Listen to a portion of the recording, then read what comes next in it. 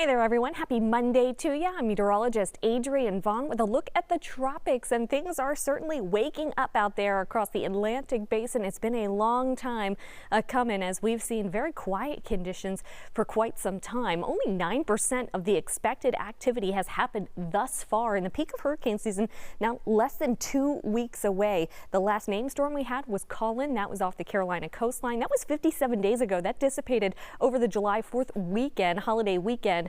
And we have not had any named storms so far this August. That has not occurred since 1997. Now, we may have a named storm on our hands as we get towards the middle part of the week, and this is the area that we're monitoring. This one has the highest probability of development as we get through the next couple of days. You'll notice it is in that high category for development. As we get through the next 2 days, the National Hurricane Center giving it a 50% chance of development, but once you head out towards 5 days, 80% development odds with this area here in the central Atlantic. It is still pretty far out there, but nonetheless something we'll need to monitor very closely as we do move forward through the next couple of days. These are the spaghetti plots for this particular one that they have now deemed Invest 91L. You'll notice that as we get through the next several days, it does continue to work its way up to the west-northwest. It is moving fairly slowly, so something to watch with that as well. We do still have some dry air and some shear to contend with in that area as well. But right now, most of the models do have this curving its way up and away from land. Nonetheless, something to watch. We do have a lot of other things to also watch out there in the Atlantic.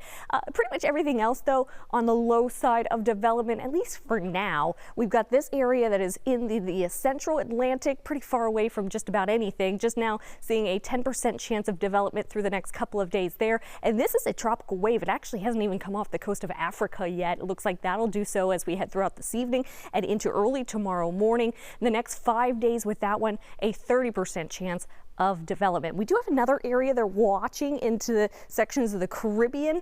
I don't think this one has too much of a chance of development. The National Hurricane Center just giving a 10% odds as we get through the next 5 days. Nonetheless, we'll still certainly be watching that one as we get through the next couple of days here as well. Again, we have not had any named storms since the 4th of July holiday weekend. That was Colin. The next name on the list is Danielle. So that's what we'll be monitoring for as we get through the next couple of days. We know that we are getting very close to the climatological peak of hurricane season. That comes into the picture on September 10th. So while we do have a lot to watch right now, that's actually pretty normal for this time of year. We typically find several areas as we get through the end of August and into the first part of September that we have to monitor, because this is the time of year that we really see things heating on up. So if you haven't already downloaded the Fox 26 weather app, go ahead and do that. That's where you can get all the information you need whenever it comes to the tropics. And then on top of that, you can get your local forecast, and you can always connect with me on social media.